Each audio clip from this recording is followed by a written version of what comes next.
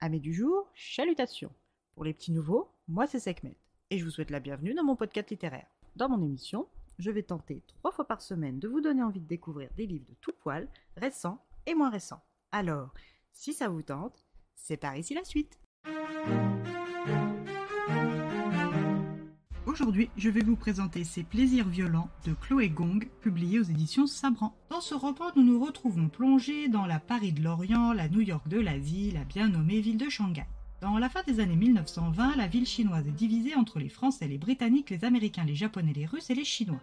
Dans cette ville grouillante, 3 groupes se disputent le monopole du marché aux expédients. Les Fleurs Blanches, dirigées par la famille Montagov, originaire de la proche Russie, les Écarlates, dirigées par la famille Kay, originaire de Shanghai depuis des générations, et les communistes fraîchement arrivés de l'Est.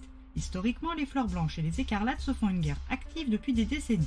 Et même si Juliette Kay et Roman Montagov ont tenté dans leur enfance et leur adolescence de l'oublier, leur gang et leur famille ne leur ont pas permis. Lorsqu'ils avaient une quinzaine d'années, Juliette et Romain ont commencé à avoir des sentiments l'un pour l'autre découlant naturellement sur une liaison. Mais quand le père de Romain et chef des Fleurs Blanches l'apprend, c'est le drame. S'ensuit un massacre dans les rangs des Écarlates. Juliette sait que cette attaque ne peut venir que de la trahison de Romain et se promet de le lui faire regretter. Les parents de Juliette, craignant pour leur unique héritière, décident de l'envoyer étudier aux États-Unis pour sa sécurité et ne la rappelleront que 4 ans plus tard. Quand nous retrouvons Juliette, elle est maintenant âgée de 19 ans et a bien plus de sang sur les mains que le commun des mortels. Elle maîtrise les dialectes locaux ainsi que le français et l'anglais. Elle est une tueuse réputée que tout le monde craint à juste titre et est en train d'apprendre concrètement son futur rôle de chef de la famille des Écarlates au sens large. Accompagnée de ses cousines et uniques amies, Rosaline et Kathleen Lang, fille du frère de la mère de Juliette, elle s'occupe des petites missions de recouvrement ou de remise dans les starting blocks de certains de leurs partenaires. Juliette aimerait commencer à apprendre aussi la partie politique de son futur rôle, mais son père se refuse à le lui enseigner présentement. Juliette se sent pressée, car derrière elle, toujours en embuscade, rôde son cousin Tyler, lui aussi âgé de 19 ans. En plus de ne pas avoir été contraint à quitter son pays les 4 années précédentes, il bénéficie du soutien de nombreux membres du clan Kay, l'estimant plus apte à hériter de la direction du gang de par son statut d'homme, le rendant instantanément plus fiable qu'une femme.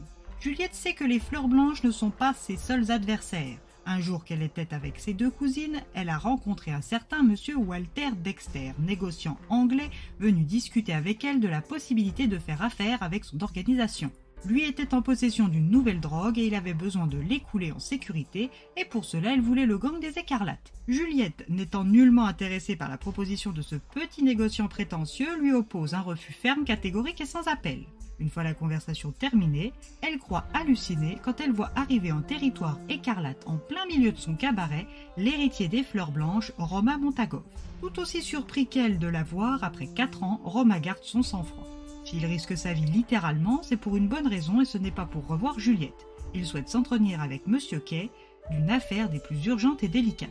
Juliette le menace, puis lui demande de s'expliquer avant d'autoriser tous les écarlates armés présents dans la salle de le tuer sans sommation.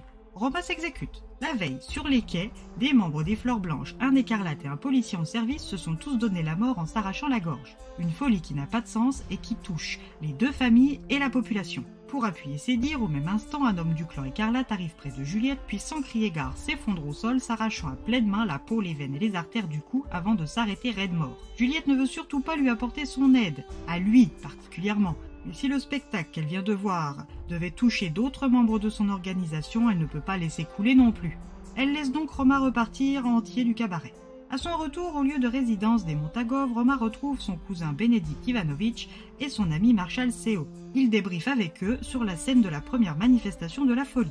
À la recherche d'indices depuis des heures, rien n'indique un quelconque début de piste. Quand Benedict finit par tomber sur des insectes inconnus, il décide que les emmener auprès du seul scientifique de leur connaissance, Lorenz. Ce dernier n'est pas en mesure d'identifier les restes d'insectes, mais c'est une chose, ces animaux n'ont pas été créés par Dieu. Avec ces maigres infos et la chaussure retrouvée sur le quai, Romain doit vérifier son intuition, à savoir que la chaussure appartient à l'homme mort devant lui dans le cabaret écarlate. Mais comme l'homme est un écarlate, il est dans une morgue sur le territoire ennemi, et y accéder sans aide est une mission impossible et suicide. Il va avoir besoin de l'aide de Juliette, mais la lui accordera-t-elle ? Juliette, qui doit lutter contre son cousin Tyler au sein même de sa maison, saura-t-elle tirer son épingle du jeu et conserver la confiance paternelle ? Ses anciens liens avec Romain seront-ils encore une fois la cause d'un bain de sang ? Arrivera-t-elle à faire fi de sa rage envers les fleurs blanches et tout particulièrement Roma pour résoudre le mystère de cette folie qui semble se répandre comme une contamination de poux en école primaire? À vous de le lire.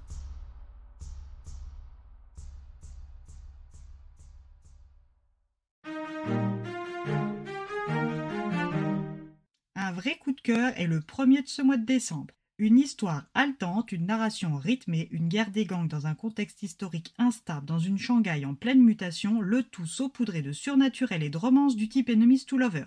Bref, je sais pas pour vous, mais pour moi c'est le combo parfait. Et bien voilà, j'en ai fini pour aujourd'hui.